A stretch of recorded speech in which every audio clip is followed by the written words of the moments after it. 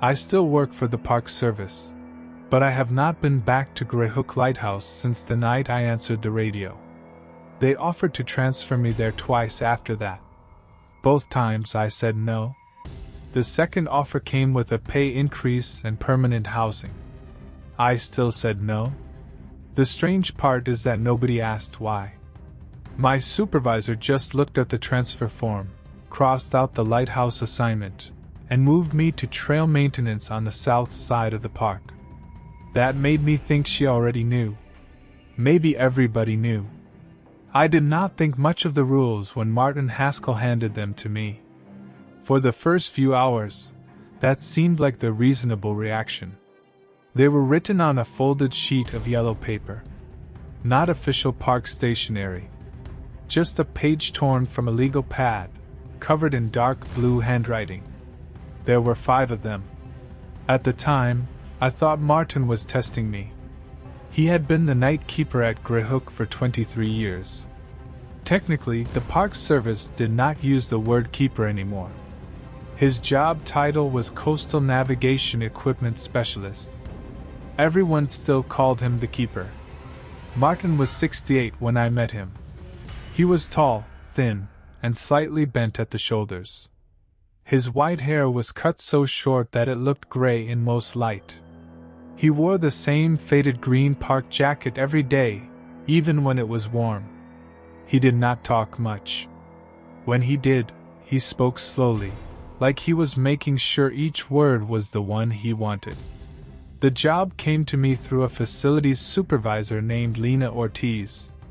I had been doing building maintenance for a property company outside Bangor. Mostly clogged drains, broken heating systems, damaged locks, and emergency calls from tenants who had lost their keys at 2 in the morning. The company shut down after the owner was charged with fraud. I had no part in that, but it did not matter. 40 people lost their jobs in the same week. I had rent due, payments on a truck I could barely afford, and less than $600 in savings.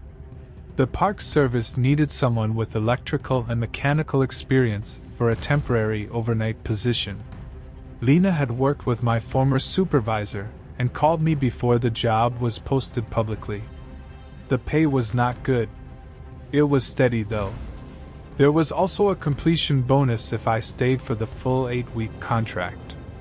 The bonus was enough to cover 2 months of rent and most of what I owed on the truck.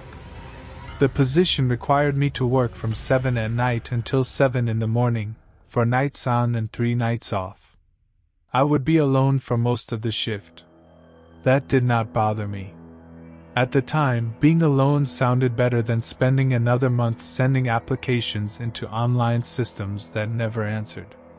Greyhook Lighthouse stood on the northern edge of Greyhook National Seashore, a small federal park that covered a rocky peninsula and several miles of forest. The lighthouse had been automated in the late 90s. Ships no longer depended on it as their main navigational aid, but the Park Service still maintained the beacon as a backup. The tower also held weather sensors, marine radio equipment, and a fog signal used during heavy coastal fog. The public could visit during the day. At sunset, the access road closed. The lighthouse was 18 miles from the park's main office. The last 6 miles were on a narrow service road that passed through thick spruce forest before reaching the coast. There were no houses past the ranger gate. There was no cell signal for most of the drive. The lighthouse itself was a white stone tower attached to a low brick service building. An old keeper's cottage stood about 50 yards inland, but it had been closed because of mold and structural damage. A paved walkway ran from the parking area to the lighthouse. Beyond the tower, the land dropped sharply toward black rocks and the ocean. During my first visit, the place did not feel frightening. It felt old. There is a difference.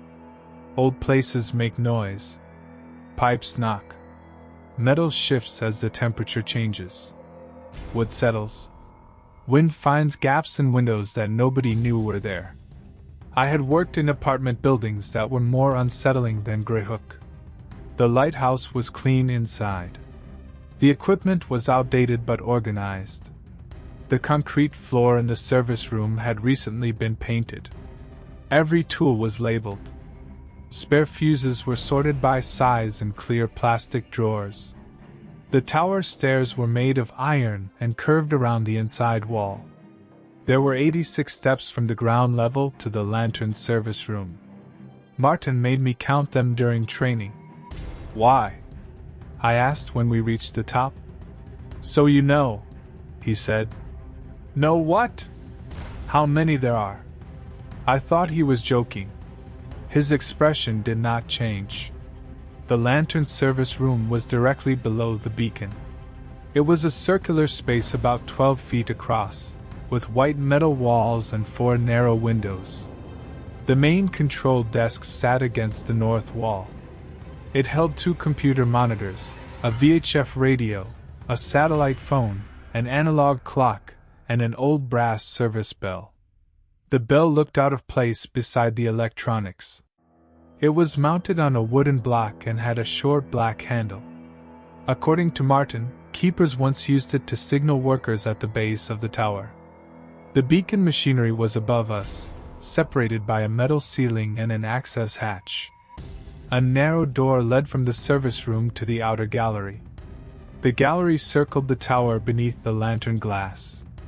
Martin showed me the control panels, backup batteries, weather station, fog signal relay, camera system, emergency generator, and tide gauge. My duties were simple. At the start of each shift, I checked the generator fuel level and battery voltage. Every hour, I recorded the wind speed, barometric pressure, visibility, beacon temperature, and equipment status in a paper logbook. At 11, 1, 3, and 5, I checked the security cameras. At midnight and 4, I walked down to inspect the service room at the base of the tower.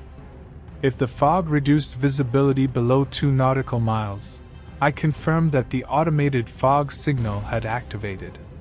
If anything failed, I contacted Lena or the regional maintenance office. Most of the job involved sitting at the control desk and listening to the machinery. The beacon drive made a low, steady vibration through the ceiling. The ventilation fan clicked every time it changed speed. The radio released occasional bursts of static. During training, Martin showed me how to reset the fog signal relay and switch the beacon to backup power. He repeated those instructions several times. He also told me never to leave the outer gallery door unsecured, even for a moment. "Wind catches it," he said. That made sense. Near the end of the day, Lena arrived with my temporary identification card, keys, and paperwork. She was in her 40s, with dark hair tied behind her head and a voice that always sounded slightly rushed. She went over the schedule and safety procedures. "Martin's officially done as of tomorrow morning," she said. "He'll be available by phone for the first week, but only for equipment questions. After that, call me." Martin was standing by the control desk when she said this. He did not react. Lena looked around the room. "Anything else?" Martin shook his head. She gave me the keys. "Then it's yours." She left before sunset. Martin remained. We went through the shutdown checklist for daytime visitors. He locked the public entrance, checked the gallery door, and turned on the exterior security lights. At 6:45, he picked up an old canvas bag from beside the stairs. I expected him to leave. Instead, he stood near the desk for a while, looking at the windows. "Have you worked nights alone before?" he asked. "Plenty of times." "Near the water?" "No." He nodded. "The ocean changes sound at night. I'll keep that in mind." He reached into his jacket pocket and took out the folded yellow page. "This isn't part of the official procedure," he said. I looked at the paper but did not take it. "What is it?" "Things that happen here." I smiled because I thought that was what he expected. He did not smile back. Lena know about this? Lena knows what she needs to know. That should have bothered me more than it did. I took the page. Martin watched me unfold it. The rules were written in large, careful letters. They read, 1. At 11:40 p.m., lock the seaward door. Place the red maintenance lamp on the third stair from the bottom and switch it on. If the lamp is gone when you check camera 2, remain in the lantern room. Do not go looking for it. Wait until it is back on the third stair. Asterisk asterisk. 2. Do not answer channel 6 after midnight if the caller uses your full name. Turn the radio off for exactly 90 seconds. When you turn it back on, write down the time only. Do not write down what the caller said. Asterisk asterisk. 3. If camera 4 shows a second beam moving across the trees inland, cover the monitor and close the west blind. Do not look through the west glass until the beam stops. Asterisk asterisk. 4. If you hear 3 knocks on the lantern room glass, check the tide gauge. If the needle is below 0, sit with your back to the glass and count the foghorn blasts. Do not turn around until 2 blasts pass without an echo. Asterisk asterisk. 5. At 3:13 a.m., ring the brass service bell once. If it rings again from below, keep the cellar hatch shut until sunrise. If it rings from above, leave the logbook open to a blank page and do not write anything else that night. Asterisk asterisk. I read the list twice. Then I looked at Martin. Is this a lighthouse tradition? No. Some kind of hazing thing? No. You followed these? Every night. For 23 years? He considered that. Most nights. What happens if I don't? Martin looked at the radio. I don't know everything that happens. The answer irritated me. I had spent the whole day trying to make a good impression. I had paid attention, taken notes, and asked reasonable questions. I did not appreciate being treated like the new employee in some campfire story. Martin, I need to know if this is serious. It is. Then explain it. I can't. You can't or you won't? Both. I put the paper on the desk. He picked it up and pushed it toward me again. I'm not asking you to believe anything, he said.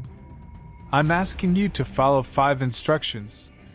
The first one says I have to put a red lamp on a stair at exactly 11:40. Yes. Why? Because that is where it belongs. What is channel 6? Nothing official. What knocks on glass 80 feet above the ground? Martin tightened his grip on the canvas bag. When you hear it, check the gauge. I wanted to tell him the entire thing was ridiculous. Instead, I folded the paper and placed it in my shirt pocket. That seemed easier. Martin started down the stairs. At the door, he stopped. One more thing, he said. I waited. The rules work best when you follow them before you understand why. Then he left. I watched his truck drive away on camera 1. The red taillights moved across the parking lot, passed through the gate, and disappeared among the trees. A few seconds later, the automatic gate closed. I was alone. For the first hour, nothing happened. I checked the generator, recorded the weather, and made coffee in the small kitchen area at the base of the tower. The park had provided a miniature refrigerator, a microwave, and a cabinet full of expired tea bags. I found a sealed package of crackers in my backpack and ate them while reading the equipment manual. At 8, the sky was still faintly blue. At 9, the windows became black. The ocean disappeared first. Then the rocks. Then the walkway and parking area. The security lights illuminated a small circle around the lighthouse. Beyond that circle, there was nothing except darkness and the sound of water. Martin had been right about the ocean. It sounded different at night. During the day, I had heard individual waves striking the rocks. After dark, the sounds blended together into a continuous low movement. It was difficult to tell whether the water was near or far. At times, it sounded as if it were directly beneath the floor. I told myself it was just the shape of the tower carrying the sound. At 10, I recorded the wind at 12 knots and visibility at 8 miles. The beacon temperature was normal. All cameras were working.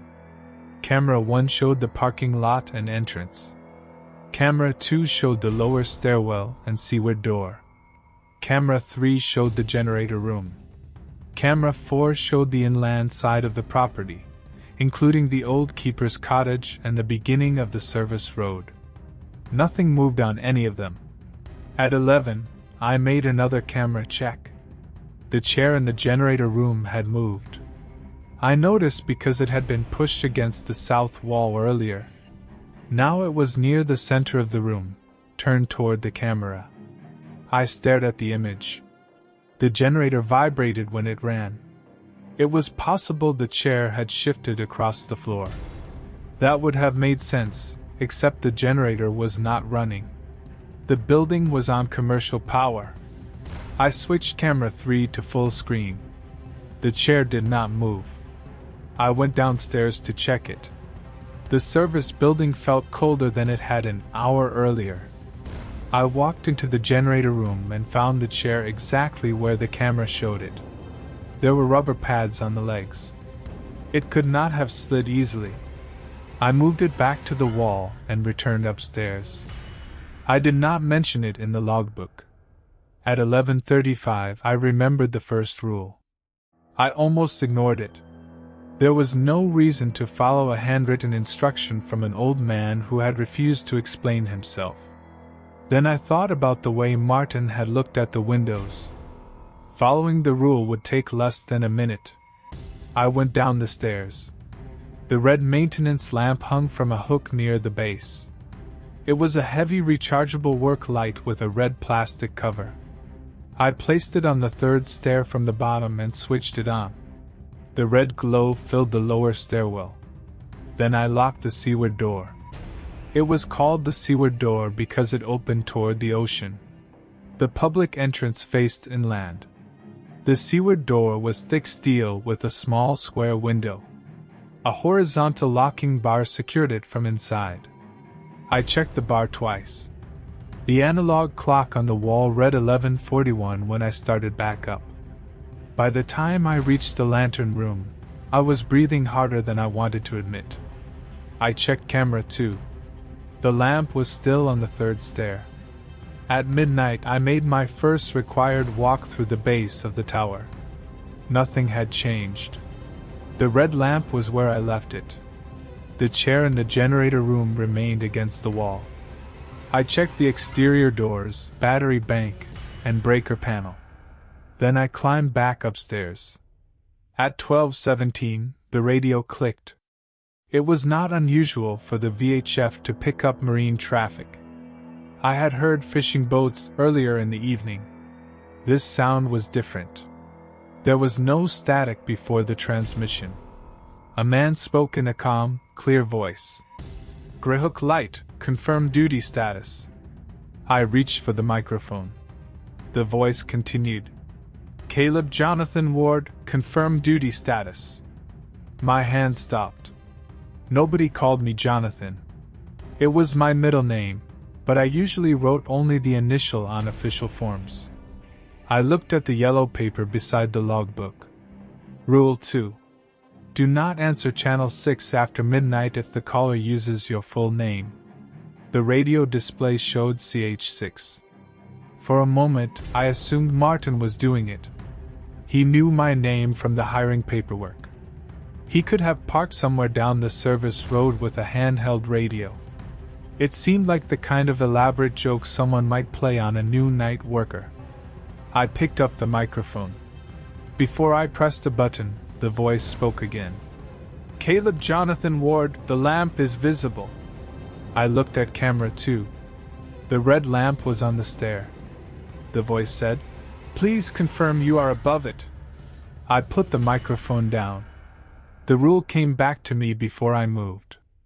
Turn the radio off for exactly 90 seconds. I checked the clock and switched off the radio. The room became quieter than I expected.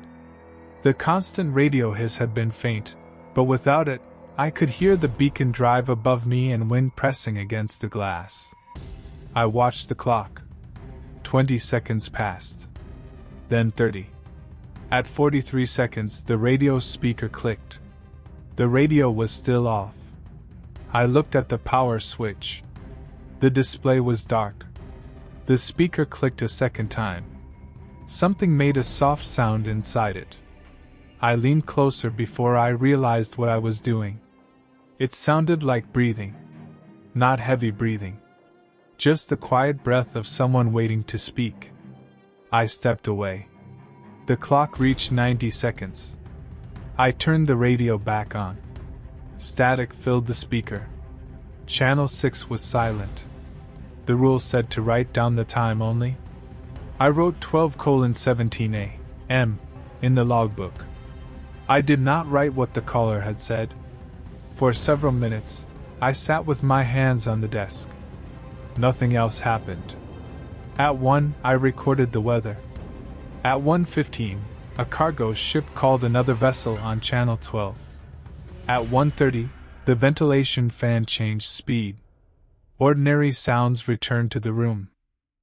I told myself Martin had a portable radio. I told myself the clicking while the radio was off was stored electrical charge. I told myself that hearing breathing had been my imagination. By 2, I almost believed all of that. The lighthouse settled into a routine. I checked the beacon temperature. I made coffee. I read part of a paperback novel someone had left in the desk.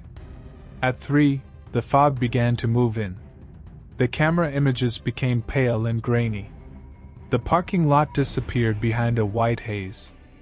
The beacon's rotation produced a brief flash in the windows every few seconds. At 3:10, the automatic fog signal activated. The first blast was deep enough to vibrate the desk. A few seconds later, the sound returned from the cliffs as a weaker echo. I had forgotten about the fifth rule until I looked at the clock. It was 3:12. The brass service bell sat beside the radio. I rested my hand on the handle. At exactly 3:13, I rang it once. The bell produced a sharp metallic sound. It was much louder than I expected. The sound traveled down the open center of the tower. I listened. 5 seconds passed. Then the bell rang again. The sound came from below. It was not an echo. An echo would have been immediate and faint.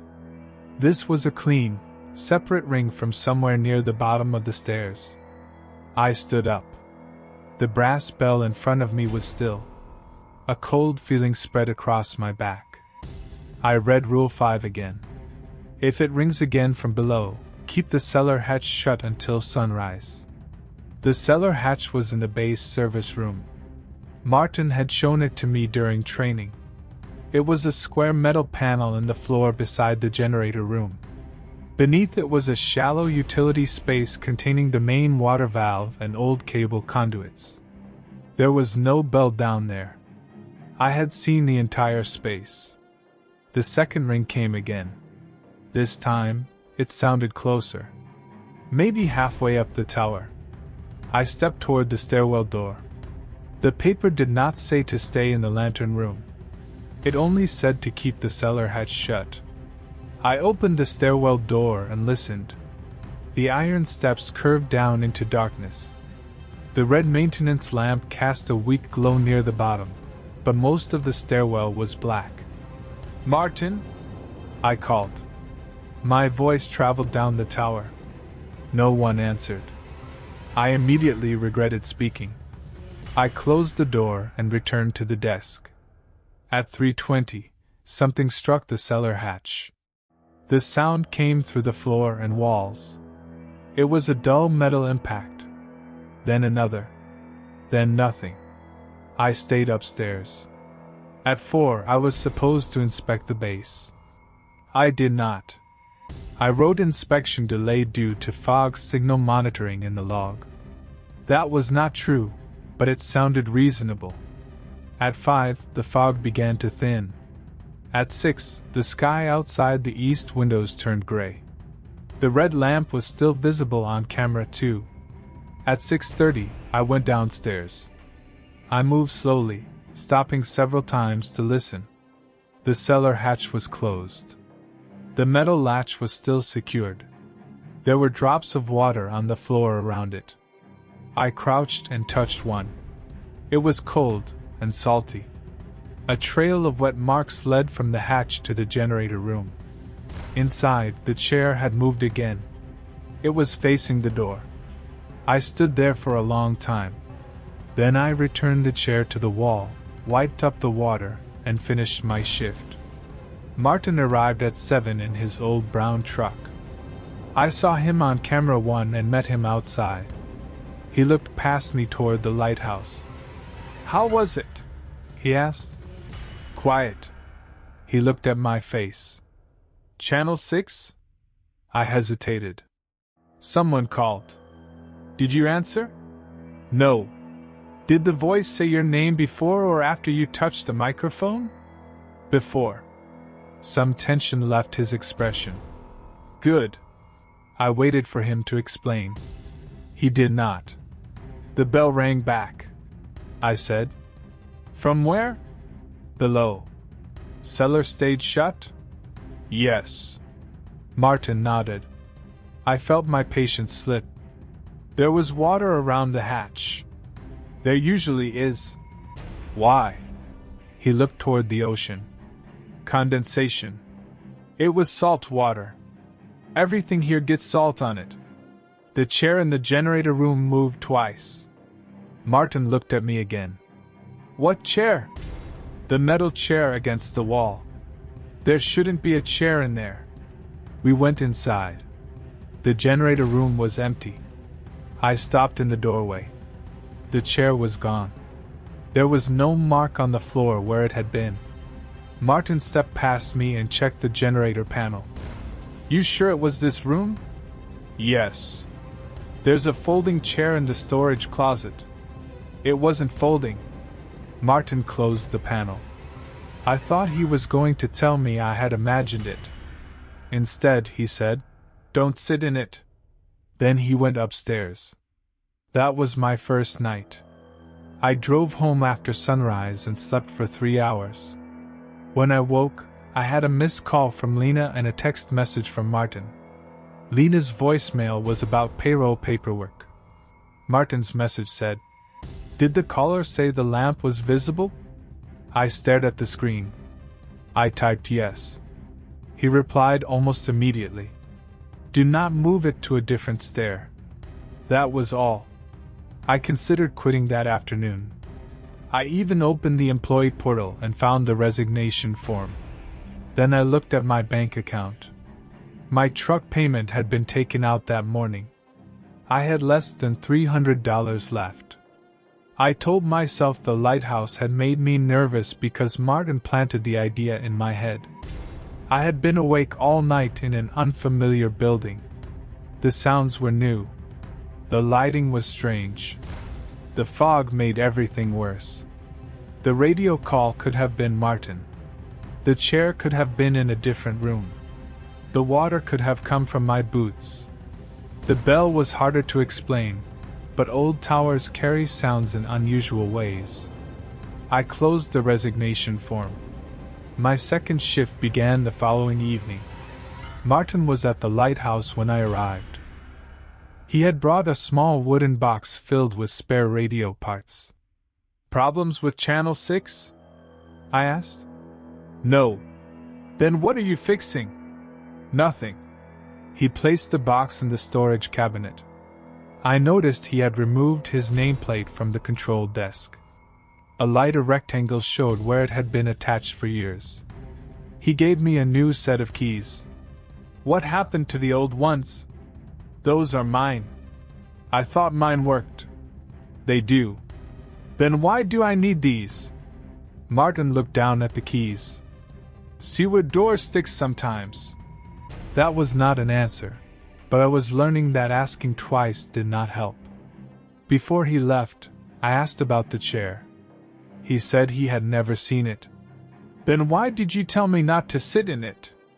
He stared at the floor for a moment. Because you noticed it moved. That doesn't explain anything. No. Did you ever see it?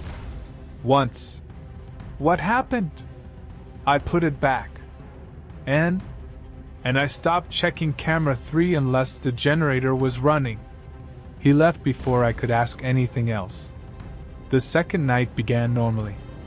I inspected the equipment, logged the weather, and heated a container of soup in the microwave. The sky was clear. Without fog, the lighthouse felt less enclosed. I could see the moonlit ocean from the east windows and the dark line of trees inland. At 9, a park ranger drove through the lot. He waved at camera 1 and continued toward the beach access road. At 10, a fishing boat reported calm conditions offshore. At 11, all 4 cameras showed nothing unusual. The generator room remained empty. At 11:40, I locked the seaward door and placed the red lamp on the 3rd stair. I made sure it was exactly where Martin had said. Then I returned to the lantern room. At midnight, I checked the lamp in person. It was still there. At 12:20, the radio switched to channel 6 on its own. I heard the mechanical click of the channel selector. The display changed from 12 to 6. No one spoke. I reached toward the controls, then stopped. The rules said not to answer if a caller used my full name. No one had called. I switched the radio back to channel 12. A few seconds later, it changed to 6 again. I turned the radio off. I did not wait 90 seconds because nobody had said my name. After a minute, I turned it back on. It remained on channel 12. At 12:45, I heard footsteps below. They were faint at first. A slow metallic pressure on the iron stairs. One step. A pause. Another step. I stood near the stairwell door and listened. The footsteps continued upward. The outer doors were locked.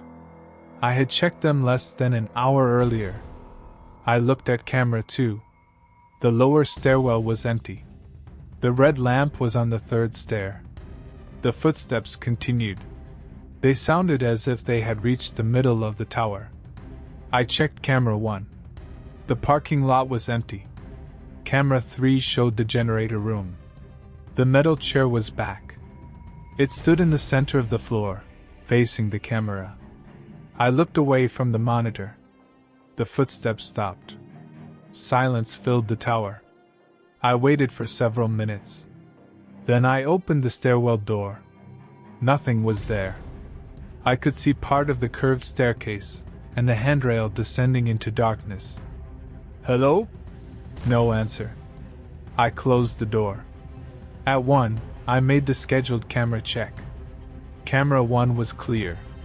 Camera 3 still showed the chair. Camera 4 showed the cottage and trees. Camera 2 showed the lower stairwell. The red lamp was gone. I leaned closer to the screen. The 3rd stair was empty. The rules said to remain in the lantern room. Do not go looking for it. Wait until it is back on the 3rd stair. I checked the other camera views in case someone had moved it. There was no red light in the generator room or parking lot. I turned off the desk lamp so I could see down the stairwell through the narrow window in the door. No red glow came from below. I locked the lantern room door. It was a simple sliding bolt. I had not used it the first night. At 1:10, footsteps began again. They started near the bottom. One step. A pause. One step. A pause. I watched camera 2. The stairwell remained empty. The footsteps moved higher. At 1:12, someone spoke below me. Caleb? It was Martin's voice. I did not answer. Caleb, I left my tool bag upstairs. The voice came from the stairwell. I looked at camera 1. No truck was in the lot. Open the door, Martin said. The footsteps continued upward. I picked up the satellite phone. There was no dial tone. The screen displayed searching. Caleb. The voice was closer. You locked me out. I backed away from the stairwell door. A red glow appeared beneath it. It spread across the floor in a narrow line. For 1 second, I felt relieved.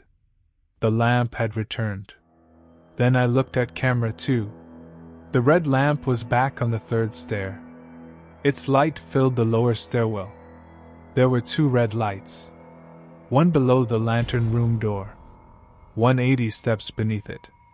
The footsteps stopped outside. The door handle moved. Only slightly. A careful downward pressure, as if someone was testing whether it was locked. Open it, Martin said. The voice was directly on the other side. I did not move. The handle returned to its original position. The red light under the door remained. Did it use your whole name? Martin's voice asked. I held my breath. Did it say Jonathan? The voice sounded exactly like him. Not close. Not similar. Exact. I thought about the morning after my first shift. Martin had asked whether the caller said my name before or after I touched the microphone. Only he and I had been part of that conversation. The red line beneath the door grew brighter. Something brushed against the other side. Then the voice changed. It became my father's voice. My father lived in New Hampshire. We spoke once every few weeks. He had never visited Greyhook and did not know the details of my job. Cal, the voice said. He was the only person who called me that. You awake up there? It was something he used to say when I was a teenager and stayed in my room too long. The voice got the tone right. Tired, slightly impatient, but not angry. I took another step back. You need to open this, it said. I did not. At 1:23, the red light beneath the door went out. The footsteps moved downward. They were much faster this time. The metal stairs rang beneath them. Within seconds, they reached the bottom. A door opened. Wind rushed through the tower. Then a door slammed. I watched camera 2. The seaward door remained closed. The red lamp was on the 3rd stair. At 1:30, the metal chair disappeared from camera 3. I stayed in the lantern room until sunrise. Nothing else happened. When daylight filled the windows, I unlocked the door and walked downstairs. The red lamp was where I had left it. I touched the plastic cover. It was wet. Water ran across my fingers. The lamp had been sealed and dry when I placed it there. I lifted it from the stair. A small amount of seawater poured from the battery compartment. The battery still worked. At the seaward door, the locking bar was in place. The floor inside was dry. Outside there were no footprints. Martin did not come that morning. Lena arrived instead. She brought a replacement visibility sensor and a stack of forms. You look terrible, she said. Did Martin call you? No. Why? He said he might leave tools here. He turned in his keys yesterday. I looked at the second set he had given me. Lena noticed them. Where did you get those? Martin. When? Last night. She took the keys from me and examined them. These aren't Lighthouse keys. The ring held 4 old brass keys. I had assumed they were for utility cabinets. Lena tried one in the seaward door. It did not fit. She tried another in the storage room. Nothing. Probably from the cottage, she said. Why would he give me cottage keys? You'd have to ask him. I looked toward the old keeper's cottage through the window. Its windows were boarded from inside. "Did anyone work here with Martin?" I asked. "Not overnight. Before the job was automated, several people." "Why?" "No reason." Lena set the keys on the desk. She installed the visibility sensor while I finished the morning log. I considered telling her about the voice, the lamp, and the footsteps. Instead, I asked whether Camera 2 had recorded anything unusual. She opened the security archive. The footage from 1 to 2 in the morning showed the red lamp continuously on the third stair. It never disappeared. The stairwell remained empty. "You sure the feed didn't freeze?" I asked. "The timestamp is moving." The footage showed me checking the camera at 1. Then it showed me standing from the desk and walking toward the stairwell door. At 1:12 I locked the door. At 1:23 I unlocked it. I stared at the screen. "I didn't unlock it then." Lena glanced at me. "The camera says you did." The recording clearly showed my hand sliding the bolt open. Then I stepped away from the door. The red light never appeared beneath it. The handle never moved. "Maybe you don't remember," she said. "I stayed away from the door. You were tired." "I know what I did." Lena paused the footage. "Caleb, this work gets to people sometimes. It's dark, repetitive, and isolated. Martin used to hear things too." "What things?" "Footsteps. Voices. He called them auditory effects." "He told you that?" "He filed reports for years. We brought in engineers. We checked the tower for structural noise, radio interference, carbon monoxide, mold, everything. And we found nothing." She closed the archive. "If you're not comfortable here, tell me now." I thought about the completion bonus. "I'm fine." She studied me for another second. Then she returned to the sensor. "I did not mention the red lamp. I did not mention my father's voice. I did not mention that the security video showed me unlocking a door I knew I had left locked." That afternoon, Martin called me. His number appeared as unknown. "You saw the lamp in 2 places," he said. It was not a question. "How do you know? Did you open the door?" "No." "Are you sure?" "Yes." He was silent. "The video says I unlocked it." I told him. "The video is wrong. Lena says you used to hear voices. She shouldn't have told you that." "Why not?" "Because she thinks she knows what causes them." "What do you think causes them?" "I don't know." "You worked there for 23 years. That does not mean I know." I sat on the edge of my bed. "Why did it sound like my father?" Martin took a slow breath. "Did you speak to it?" "No." "Not even one word?" "No." "Then it was guessing. It knew what he calls me. Maybe it heard you remember." I almost laughed, but there was nothing funny in his voice. "What does that mean?" "I don't know how else to say it." "Try." He was quiet for so long that I thought the call had ended. Finally, he said, "Greyhook does not learn things the way we do." The line disconnected. I worked the third night because I had convinced myself I needed proof. That sounds irresponsible now. At the time, it felt practical. I wanted one clear event that could not be blamed on exhaustion, faulty cameras, old wiring, or Martin playing tricks. If nothing happened, I could finish the contract. If something did happen, I would leave. The shift started under clear skies. The wind had changed direction and came from inland, carrying the smell of pine instead of salt. I checked every room before sunset. There was no metal chair in the generator room. I searched the storage closets to see whether someone had hidden it. I found 2 folding chairs, a wooden stool, and an old wheelchair with one missing footrest. None matched the chair I had seen. I checked the cellar hatch.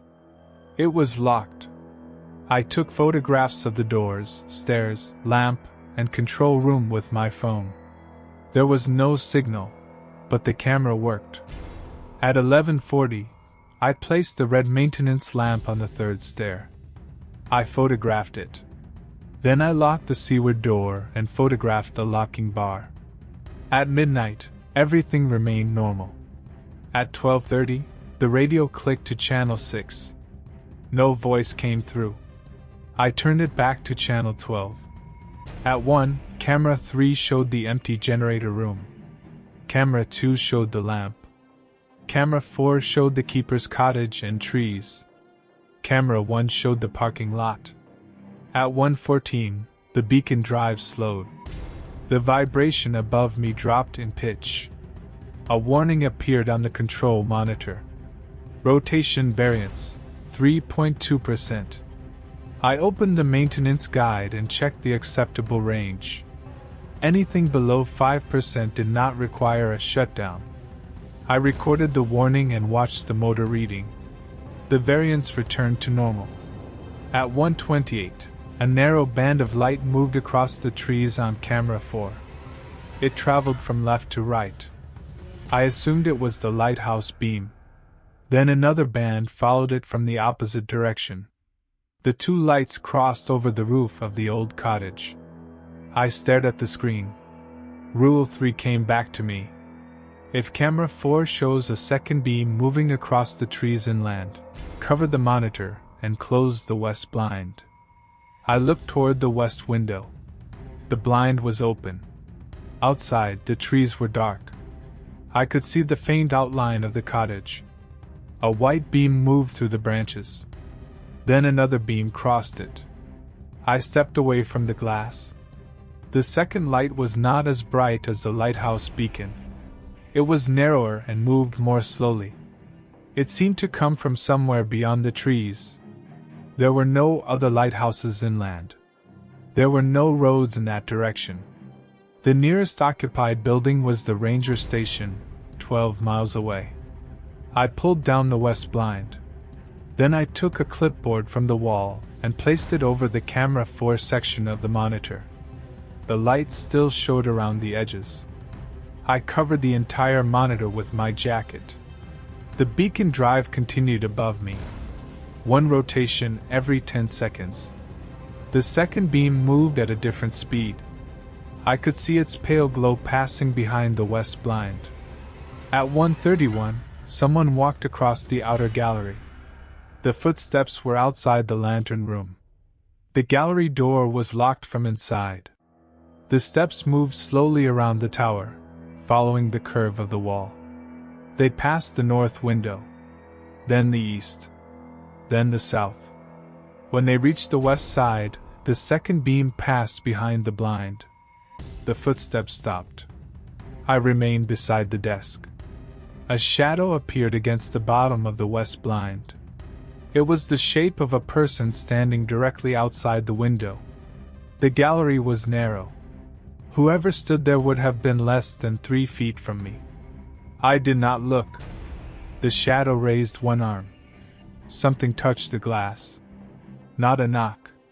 Just the soft pressure of fingertips. The radio switched to channel 6. My own voice came through the speaker. Wind speed 12 knots. I froze. The voice continued in the same flat tone I used when reading numbers aloud. Barometric pressure 30.1. Those were the readings from midnight. Visibility 6 miles. The voice paused. Then it said, 1 person in the lantern room. I reached for the radio power switch. Before I touched it, the voice said, 1 person outside. It had not used my name. The rule did not say to turn it off. I switched it off anyway. The shadow remained against the blind. The fingers slid slowly across the glass. My phone vibrated on the desk. There was no signal. The screen showed an incoming call from my father. I did not answer. The call stopped. A voicemail notification appeared. I knew the phone could not have received a voicemail without service. I picked it up. The message was 6 seconds long. I pressed play. At first, I heard only static. Then my father said, "Cal, you left the west window open." I dropped the phone. The west window had no opening panel. It was sealed glass. The second beam passed outside again. The shadow vanished. Footsteps resumed around the gallery. This time, there seemed to be two sets. One moved clockwise. The other moved in the opposite direction. They passed each other outside the east window. The beacon drive slowed. Rotation variance, 7.8%. The warning light flashed red. According to the manual, I was supposed to open the gallery door and inspect the external drive housing. I stayed inside. The variance reached 10%. The main beacon dimmed. For 2 seconds the lantern room went dark. In that darkness someone whispered beside my left ear, "Don't let it see which one moved." The beacon came back. I was alone. The voice had sounded like Martin. I did not know whether it had come from the radio, the stairwell, or inside the room. The second beam disappeared at 1:42. I waited another 5 minutes before raising the west blind. Nothing stood outside. The gallery was empty. The trees were still. I removed my jacket from the monitor. Camera 4 showed a normal view of the cottage. I checked the recorded footage. At 1:28, the first beam moved across the trees. No second beam appeared. At 1:31, the camera image brightened briefly. Then the recording jumped to 1:42. 11 minutes were missing. I checked the paper logbook. An entry had been written beneath the 1 o'clock readings. The handwriting looked like mine. 1:42. Inland sector clear. Caleb stayed at the west glass too long. ****. I had not written it. The pen rested beside the book. I compared the sentence to my earlier entries. The letters were the same. The way I formed the number 4 was the same. I tore the page from the book. As soon as I did, the radio turned on. It was still switched off.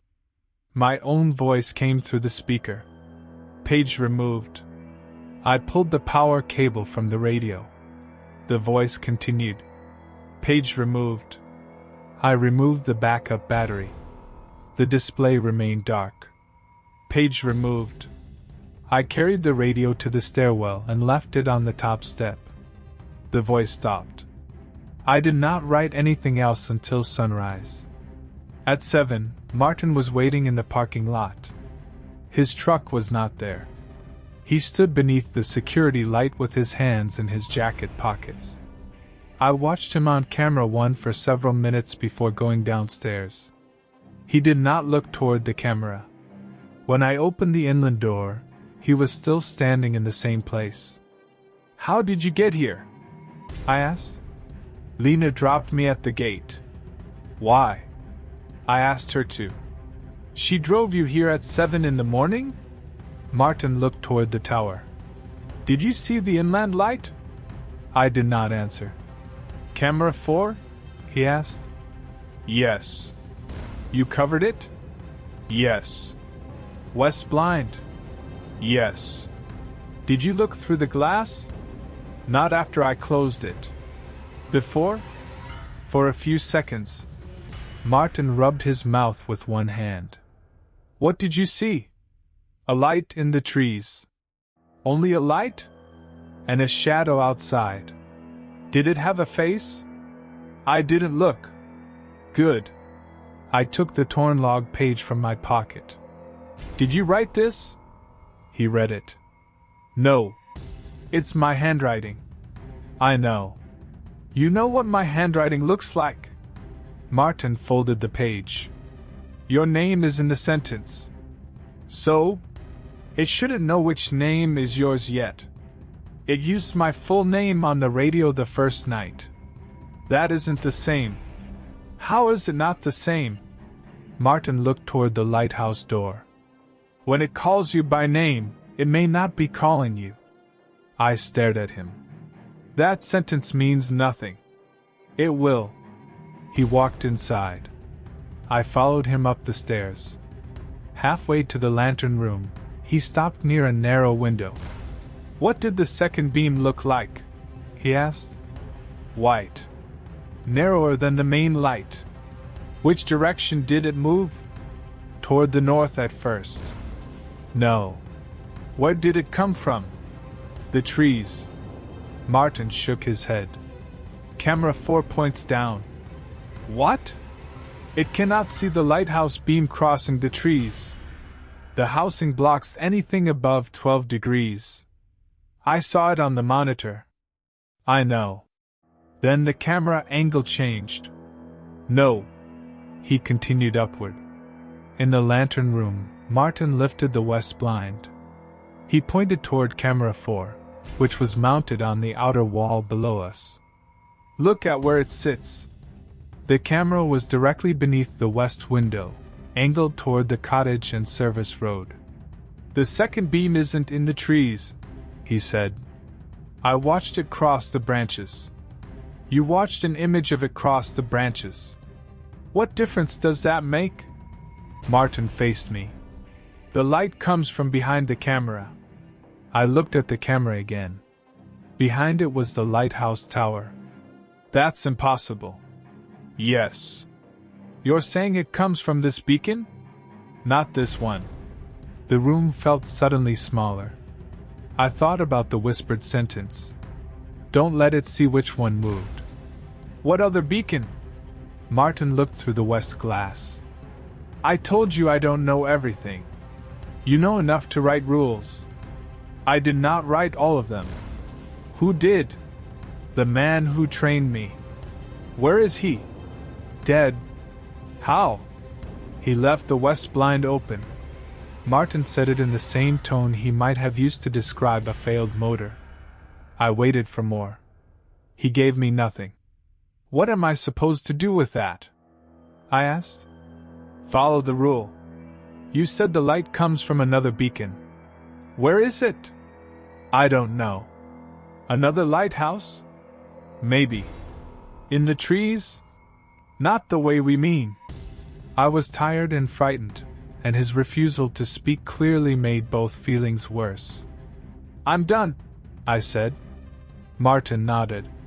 That is probably best. I'll call Lena. You should. Why didn't you tell me to quit before? Because some people come back after the first night even when nobody asked them. I came back for money. Most people have a reason. I packed my backpack. Before I left, Martin placed the torn log page on the desk. Take this with you, I said. No. Why not? It belongs here. It wrote my name. That is why it belongs here. I left the page on the desk. I drove to the park office and told Lena I wanted to resign. She listened without interrupting. When I finished, she turned her computer monitor toward me. My contract showed the completion bonus in a separate column. You lose this if you leave before 14 shifts, she said. I know. You've completed 3. I know. I can put someone else with you for a few nights. Who? We have seasonal rangers. Martin worked alone. Martin refused partners. I looked through the office window toward the visitor center. Families were entering the park. Children carried plastic binoculars and stuffed animals from the gift shop. Everything looked normal. What did Martin write in his reports? I asked. Mostly equipment problems. You said he reported voices? For the first few years. Then they stopped? The reports stopped. Did anybody else hear them? Lena leaned back in her chair. Caleb, every remote station has stories. Fire towers have stories. Backcountry cabins have stories. People work alone, get tired, and notice things they would ignore in a city. Did anyone else hear them? She looked at the contract. One temporary worker left after 4 nights in 2009. Why? He said someone followed him up the tower. Anyone else? A technician refused to work after dark. Why? He saw a light in the trees. My hands tightened around the chair. You knew. I knew people had reported things. You still sent me there alone. We inspected the site. That is not an answer. No, it isn't. She closed the contract window. You can resign. I won't stop you. I thought about 11 more shifts. I thought about my truck, rent, and the money I had already spent getting to the park. I also thought about Martin working there for 23 years. 11 shifts seemed survivable. That was how I reasoned with myself. I agreed to finish the 14-shift minimum. Lena scheduled a ranger to check on me at midnight for the next 2 nights. The ranger's name was Owen Price. He was 24 and had worked at the park for 2 summers. Owen arrived at 11:30 during my 4th shift. He brought coffee and a bag of chips. Lena said, "You've heard the Lighthouse ghost," he said. He smiled when he said it. I heard the building. That's not what she told me. What did she tell you? That Martin scared you with his list. I looked at him. She knows about the rules. Everybody knows Martin had rules. What does everybody know? That he was strange. Owen took a drink of coffee. He used to ring that bell at 3 in the morning. Visitors complained about it during overnight camping events. 3:13. See? Strange. Did anybody ask why? He said it was maintenance. Owen examined the radio. Channel 6 is short-range ship traffic. Nobody uses it much around here. Can the radio receive when it's off? No. Can it change channels by itself? If the selector is bad. What about with the battery removed? He laughed. No. At 11:40, I placed the lamp on the 3rd stair. Owen watched. You actually do all of them? Yes. What happens if you don't? I don't know. That is a lot of effort for something you don't believe. I didn't say I don't believe it. Owen stopped smiling. At midnight, we inspected the base together. The generator room was empty. The cellar hatch was locked. The red lamp remained on the stair. Owen left at 12:20. I watched his patrol vehicle disappear through the gate. At 12:27, someone knocked 3 times on the lantern room glass. Knock. Knock. Knock. The sound came from the west window. I did not move at first. There was no gallery access from the ground. The only door to the gallery was locked beside me. The knocks came again. 3 evenly spaced taps. I looked at the tide gauge. The gauge was mounted beside the weather display. It showed the current water level relative to the local chart datum. The needle should have read a little over 3 feet.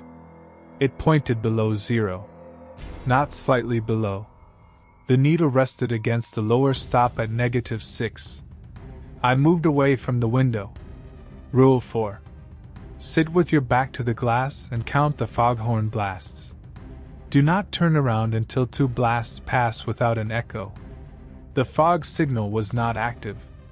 Visibility was 7 miles. The glass knocked again. I sat on the floor with my back toward the west window. Nothing happened. I waited for the foghorn. The control panel showed the signal in standby mode. Another 3 knocks came from behind me.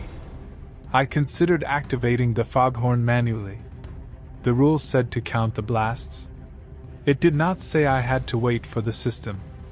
I reached toward the manual control panel. Before I touched it, the foghorn sounded. The blast vibrated through the tower. Several seconds later, an echo returned from the cliffs. One blast with an echo. I kept facing forward. The next blast came 30 seconds later. The echo returned again. Something dragged across the glass behind me. It sounded like a fingernail moving slowly from left to right. A third blast sounded. The echo came back. The scratching stopped. Someone spoke outside the glass. My father's voice said, "You still owe me that $10. It was a meaningless sentence to anyone else. When I was 11, I had borrowed $10 from his wallet to buy a model airplane. I confessed a week later. For years afterward, he would occasionally mention that I still owed him the money. I had not thought about it in a long time. The next foghorn blast sounded. Its echo returned. My father knocked 3 times. "Turn around, Cal." I looked at the control desk instead. The radio display showed channel 6. The radio was silent. Another blast. Another echo. The tide gauge clicked behind me. I could not see it without turning slightly. My father's voice said, "It's above the water now." A blast sounded. No echo returned. I counted it as 1. I waited. The room became very quiet. 30 seconds passed. No second blast came. The fog signal panel showed system ready. It should have sounded again. I kept my back to the glass. A full minute passed. Then 2. The voice outside began humming. It was a tune my father used to hum while working in his garage. The sound was imperfect. It repeated the same 6 notes without moving to the next part. After 3 minutes, the foghorn blasted again. An echo returned. I had to start counting over. The voice stopped humming. "You turned around," it said. I had not. The foghorn sounded. No echo. 1. Something pressed against the glass. I heard the faint squeak of skin moving over it. The second blast came 30 seconds later. No echo returned. 2. I waited another few seconds. Then I stood and turned.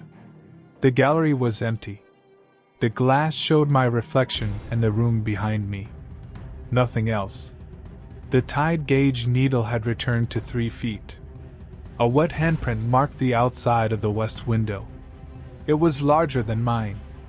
The fingers were too long. Beneath the handprint, someone had written in the condensation, "Caleb Jonathan Ward." I did not touch the glass. I took a photograph. The writing did not appear in the image. Only the handprint was visible.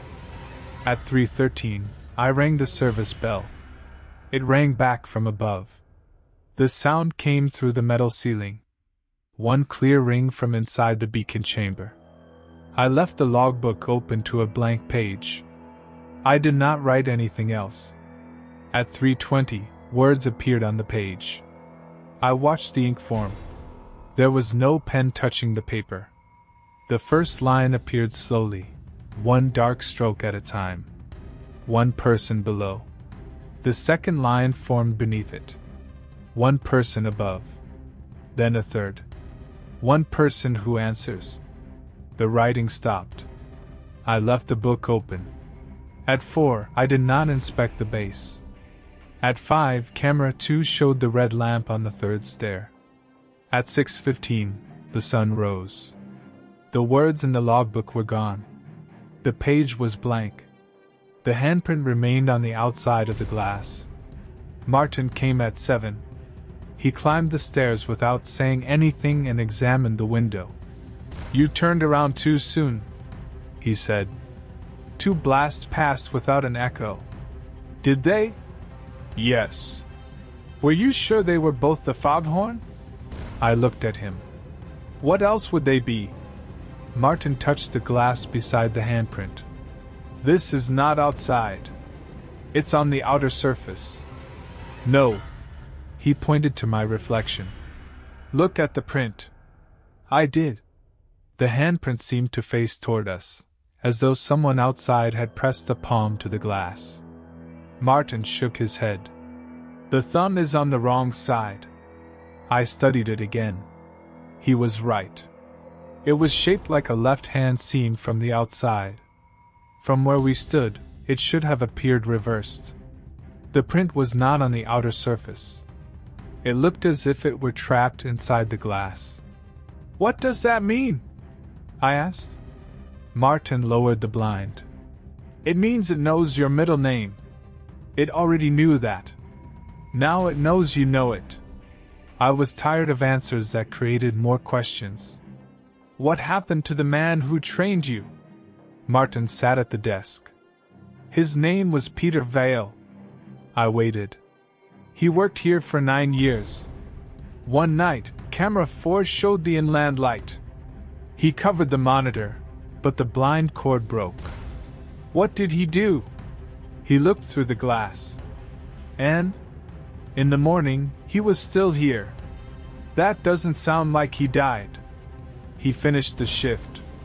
He spoke normally. He drove home. Martin looked at the closed blind. 3 days later, his wife called the park office. She said Peter had not come home. But you saw him leave. Yes. Was there a crash? No. Did they find him? No. You said he was dead. I said the man who trained me was dead. You don't know that. Martin's eyes remained on the window. The person who left the lighthouse was not Peter. A cold pressure settled in my stomach. How could you know? He came back to work the next night. Maybe he stayed somewhere else. He had no key. Then how did he get in? The same way the other one got out. I wanted to dismiss the story. I could not. What did you do? I followed the rules. What happened to him? He stood outside the seaward door until sunrise. All night? Yes. Then what? He walked toward the water. Did you stop him? No. Martin looked older than he had the day before. Peter's body washed ashore 6 months later. I said nothing. The medical examiner estimated he had been dead less than a week. That is impossible. Yes. You expect me to believe his body was in the water for 6 months without being dead? No. Then what are you saying? I am telling you what happened. The wind pushed against the lighthouse. The west blind shifted slightly. Martin reached up and checked the cord. Why do the rules work? I asked. I don't know if they do. You followed them for 23 years. I followed them because the nights were worse when I didn't. He stood. My last year here, I stopped looking at the security recordings. Why? They began showing me leaving before my shift ended. Did you? No. What did they show after you left? Martin looked at me. Someone finishing my work. That afternoon, I decided I would complete one more shift. I told myself 5 nights would be enough to make a formal complaint. I would give Lena the photographs, the recordings, and the page Martin had left in the logbook. I would insist on an investigation. I would not return after that. A storm arrived before sunset. Rain struck the lighthouse in hard sheets. Wind pushed water beneath the exterior doors. The ocean vanished behind fog and spray. Lena called at 6:30. The service road may flood near the north culvert, she said. If it gets worse, stay at the lighthouse until maintenance clears it. I'm leaving in the morning. Leaving the position? Yes. She was quiet. Finish tonight. We'll talk at 7. Is Martin coming? He said he wanted to. Did you tell him not to? I told him the road wasn't safe. At 7:15, the park gate closed. At 8, power from the main line failed. The emergency generator started automatically. The lights flickered once, then stabilized. I checked the fuel level. The tank held enough diesel for 2 days. At 9, the wind reached 40 knots. The fog signal operated continuously. At 10, water began leaking beneath the seaward door. I placed towels along the threshold. The red maintenance lamp hung beside the stair. At 11, all cameras were working. Camera 1 showed rain moving sideways across the parking lot. Camera 2 showed the lower stairs. Camera 3 showed the generator running. Camera 4 showed the cottage and trees bending in the wind. At 11:20, Martin called on the satellite phone. "I'm at the north gate," he said. "You shouldn't be out here. Road is underwater. Go back." "I can't." "What do you mean?" "A tree came down behind me." "Call Lena." "Satellite line won't connect." "You're calling me on it." "I know." The connection crackled. "Stay in your truck," I said. "I'll contact her." "Caleb, listen carefully." I waited. "Do not let me inside after midnight." I looked at the clock. "Why?" "Because I will not reach you before then." "You just said you're at the gate." "The gate is 6 miles away." "You can drive 6 miles in 40 minutes." "Not tonight." The line crackled again. "If you see me before 1, do not open the door." "Martin, where are you?" "I told you." "Then who would I see?" He did not answer. The call disconnected. I tried Lena. The satellite phone displayed no connection.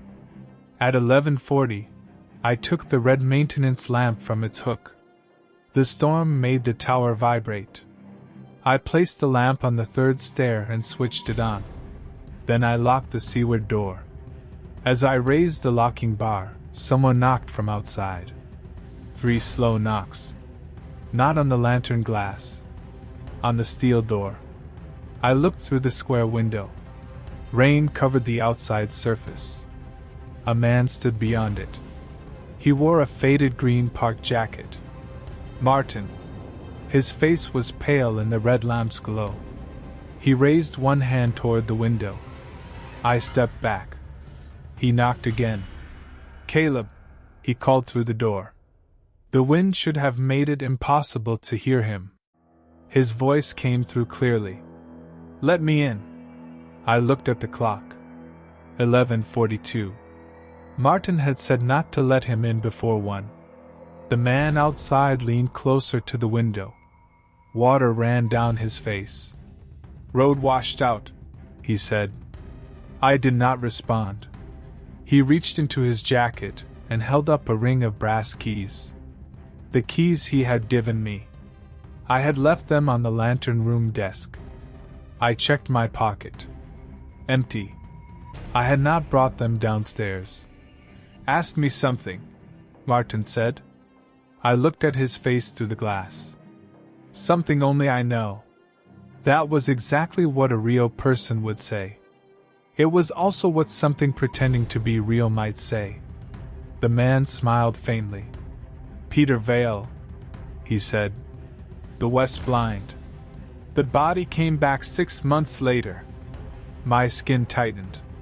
He knew the conversation from that morning. Only Martin and I had been in the lantern room. "Let me in," he said. I backed away from the door. The man's expression changed. Not much. The smile disappeared. His eyes remained fixed on me. "You have to go upstairs now," he said. I turned toward the stairs. The red lamp was gone. The 3rd stair was empty. I looked back at the window. Martin was no longer outside. I heard the locking bar move behind me. It lifted slightly from its brackets, then dropped. I ran up the stairs. I did not stop until I reached the lantern room. I locked the door. Camera 2 showed the red lamp back on the 3rd stair. Camera 1 showed Martin standing in the parking lot. He faced the lighthouse. Rain passed through him. I could see the parking lines through his jacket. At midnight, the radio switched to channel 6. The voice that came through belonged to Martin. "Caleb Jonathan Ward, I'm at the north gate." I turned the radio off. I watched the clock. 10 seconds. 20. 30. At 40 seconds, someone knocked on the lantern room door. "Caleb," Martin called from the stairwell. The radio was off. His voice came through the speaker at the same time. "Do not open the door," the voice outside said. "The thing on the radio is not me." The voice on the radio said, "The thing outside is not me." I kept watching the clock. 50 seconds. 60. The door handle moved. 70. The voice outside lowered to a whisper. "You saw the keys." 80. The radio speaker crackled. "Do not answer either of us." 90. I turned the radio on. Channel 6 was silent. The person outside the door was gone. At 12:14, camera 4 showed a second beam moving across the trees. I covered the monitor. I pulled the west blind. The cord snapped. The blind fell halfway, then stopped. The lower half of the window remained exposed. Outside, the second beam swept through the fog. I crouched beneath the window so I could not see directly through it. The beacon drive slowed. The motor warning appeared. Rotation variance, 12.4%. The main light dimmed. The second beam grew brighter. I could see it moving across the lantern room wall. It entered through the uncovered portion of the west glass. When it passed over the control desk, every display changed. The weather monitor showed negative wind speed. The tide gauge dropped below zero. The clock ran backward for 4 seconds. Camera 2 appeared briefly on the uncovered corner of the monitor. The lower stairwell was no longer there. The image showed another lantern room. It looked almost identical to mine. The desk, radio, clock, and windows were in the same positions. A man sat with his back to the camera. He wore my park jacket. I pulled my jacket tighter around myself. The man in the image raised his left hand. I had not moved. He reached toward his radio. My radio clicked. His voice came through channel 6. "Caleb Jonathan Ward, confirm which room is occupied." I switched it off. The voice continued. "Confirm which room is occupied." I pulled the power cable. The voice continued. The second beam swept across the room. The man on camera 2 turned slightly. I could see the side of his face. It was mine. He looked tired and frightened. He mouthed something toward the camera. At first, I could not understand it. Then he repeated the words. "Do not let it see which one moved." The sentence Martin had whispered on the third night. Except perhaps Martin had not whispered it. Perhaps the man in the other room had. The second beam crossed the window again. The figure on camera 2 stood. I stayed crouched. He walked toward his west glass. I remembered what Martin had said about Rule 3. The light came from behind the camera. Not this beacon. The camera was not showing something outside. It was showing the other tower. Rule 3 was not simply telling me to avoid looking at the light. It was keeping the two rooms from seeing each other. The covered monitor and blind hid which lantern room contained the person who followed the rules. I had misunderstood it from the beginning. The second beam was not searching the trees. It was searching for the occupied room. The man on camera 2 placed his hand against his glass. At the same moment, a handprint appeared on my west window. The fingers were too long. The thumb was on the wrong side. The figure looked directly at me. The screen went black. 3 knocks came from the lantern room glass. I checked the tide gauge. The needle rested at -6. I sat with my back to the glass. The foghorn sounded. An echo returned. Someone walked around the gallery. The foghorn sounded again. An echo returned. The footsteps stopped behind me. "Caleb," Martin said through the glass. I did not turn. I reached the lighthouse. Another foghorn blast. No echo. 1. "You have to open the seaward door." I looked at the floor. The second blast came. An echo returned. I started counting over. Martin knocked 3 times. "The north culvert collapsed," he said. "Lena knows I'm here." The foghorn sounded. No echo. 1. A second sound followed 30 seconds later. It was lower than the foghorn. Almost the same, but not quite. No echo returned. I nearly counted it as 2. Then I remembered Martin's question that morning. "Were you sure they were both the foghorn?" The second sound had come from beneath the floor. It was not the fog signal. It was something imitating it. I kept waiting. The voice outside the glass became my father. "Cal, turn around." I closed my eyes. The real foghorn sounded. No echo returned. 2. I turned. The gallery was empty. The tide gauge returned to normal. The west blind was fully closed. The cord hung unbroken beside it. I did not understand how. At 1:40, the radio turned on. Lena's voice came through channel 6. "Grey Hook, this is Park Office. Confirm status." She did not use my name. I picked up the microphone. Before I pressed the button, Martin's voice spoke from the stairwell. "Don't." I put the microphone down. Lena called again.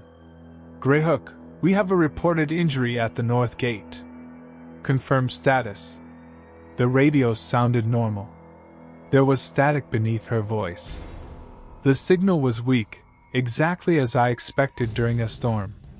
I pressed the transmit button but did not speak. The radio clicked. Lena said, "Caleb Jonathan Ward, do you copy?" I released the button. The rule came back to me. Do not answer channel 6 after midnight if the caller uses your full name. I switched the radio off. 90 seconds. During those 90 seconds, someone climbed the stairs. The footsteps were uneven. 1 foot dragged.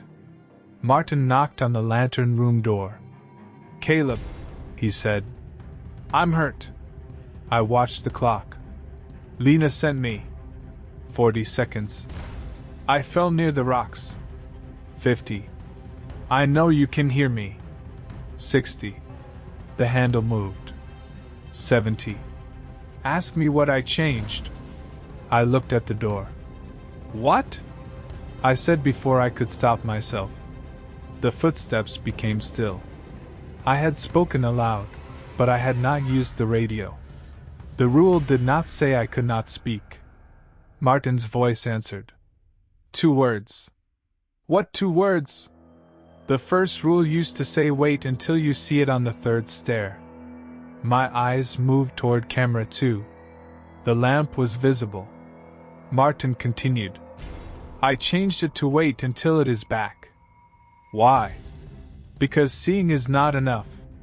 The clock reached 90 seconds. I turned the radio on. My own voice came through. "What 2 words?" The radio had heard me while it was off. Then Martin's voice repeated my answer. "Seeing is not enough." The person outside the door laughed once. It was not a dramatic laugh. It sounded like someone testing whether the sound came naturally. I moved away from the door. The clock read 2:06. For the next hour, nothing happened. The footsteps went away. The second beam did not return. The radio remained silent. The generator ran steadily. The ordinary routine felt worse than the noises. I checked the beacon temperature. I recorded nothing. I heated water for coffee and forgot to add the coffee. I stood beside the desk, holding a cup of hot water, listening to the storm. At 3:12, the brass bell moved. The handle lifted slightly on its own. I grabbed it before it could ring. The clock changed to 3:13. I rang the bell once. The sound traveled through the tower. A bell answered from below. Then another answered from above. Both rang at the same time. The rules did not say what to do if both happened. The cellar hatch was supposed to remain shut. The logbook was supposed to be left open to a blank page. I opened the book. Every page was blank. The entries from my previous shifts were gone. Martin's old records were gone. Hundreds of pages contained no writing. I turned to the center and left the book open. Ink appeared immediately. Caleb Jonathan Ward answered the door. "I didn't," I said. A second line formed. Caleb Jonathan Ward answered the radio. "I didn't." A third line appeared. Caleb Jonathan Ward answered his name. I remembered speaking through the door. What 2 words? The voice had used my name earlier. Maybe answering did not mean using the radio. Maybe any response was enough. The writing continued. One person may leave at sunrise. I closed the book. That broke Rule 5. I knew it as soon as I did it. The rule said to leave the logbook open. I opened it again. The page was blank. The west blind lifted by itself. The second beam shone directly through the glass. Camera 4 cleared beneath my jacket. The screen showed a second lighthouse standing among the trees. It was identical to Greyhook. Same stone tower. Same brick service building. Same gallery and lantern. Its beacon rotated toward me. The second tower stood where the keeper's cottage should have been. A light burned in its lantern room. Someone was inside. The image changed. Camera 2 showed the lower stairwell. The red lamp was gone. Camera 1 showed the parking lot. Martin stood beneath the security light. Camera 3 showed the generator room. The metal chair faced the camera. Someone was sitting in it. The person wore my clothes. He raised his head. It was me. The radio clicked to channel 6. My voice said, "Caleb Jonathan Ward, confirm which one is above."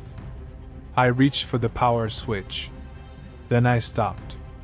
The voice continued, "Confirm which one is below." The person on camera 3 stood from the chair. Camera 2 showed footsteps moving up the stairs. Not the person himself. Only wet footprints appearing one at a time on the iron steps. They passed the red lamp's usual position. They climbed higher. The lantern room door handle moved. My voice spoke from the radio again. "State your name." The person outside the door spoke at the same time. "State your name." The west glass reflected the room. For a moment, I saw 2 versions of myself. One stood near the desk. The other stood behind him. I turned.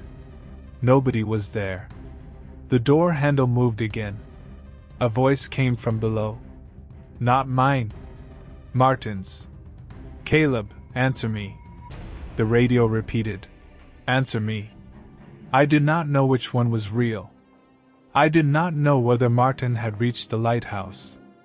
I did not know whether the voice at the north gate had been Lena. I did not know whether the man in the other lantern room was another version of me, a recording, or something that had been waiting for me to notice it. The handle moved harder. The bolt began sliding out of its bracket. I held it in place with both hands. "Caleb," Martin said. His voice was weak. "If you can hear me, say your name." I kept silent. The bolt shifted another inch. "I need to know which door I'm at." That sentence made me pause. Which door? Not whether he was at the lighthouse. Which door? I looked at camera 4. The other lighthouse stood in the trees. A small figure was visible at its lantern room door, holding the bolt closed. He looked like me. Someone stood outside his door too. Martin's voice came through the radio. "Caleb Jonathan Ward, answer once." The rule was clear. Do not answer. I had already broken part of it by speaking before. Maybe it no longer mattered. Maybe answering would help the real Martin find me. Maybe silence would leave him outside with whatever was in the storm. Those were the thoughts I had. I am not defending them. I pressed the radio button. "This is Caleb," I said. Every sound stopped. The generator. The beacon drive. The storm. The foghorn. Everything. The silence lasted perhaps 2 seconds. Then the radio answered in my own voice. Caleb confirmed. The lantern room door unlocked. I felt the bolt slide beneath my hands. The door opened 3 inches. No one stood outside. The stairwell was dark. Far below, the red maintenance lamp switched on. It sat on the 3rd stair. The second beam disappeared. The lighthouse and the trees vanished from camera 4. The generator restarted. Wind struck the building. The foghorn resumed its cycle. The clock read 3:14. Only 1 minute had passed. I locked the door again and stayed in the lantern room until daylight. Nothing else happened. At 6:30, the storm weakened. At 6:50, the service road appeared through the fog. At 7:12, Lena arrived with 2 maintenance workers. Martin was not with them. I met them outside. Lena looked exhausted. "Where's Martin?" I asked. She stared at me. "At home, I assume. He was at the north gate." "No. He called me. The phone lines were down all night. He said the road washed out. The road flooded, but nobody was trapped." I took out my phone. The call from Martin was not in the history. Neither were the calls from my father. Lena inspected the tower while the maintenance workers checked the generator. She found no damage. The west blind cord was intact. The cellar hatch was locked. The red lamp sat on the 3rd stair. The logbook contained all my previous entries. There was no blank page at 3:13. There was no writing about anyone answering. I resigned that morning. Lena did not argue. Martin called me 2 days later. I almost ignored the call. Then I answered without speaking. "Did you say your name?" he asked. I stayed silent. "Caleb?" "Yes." The word left my mouth automatically. Martin breathed out. "Did you say it on Channel 6? "Yes." He did not speak for several seconds. "What happens now?" I asked. "I don't know. You worked there for 23 years. I never answered. "Did Peter?" "Yes."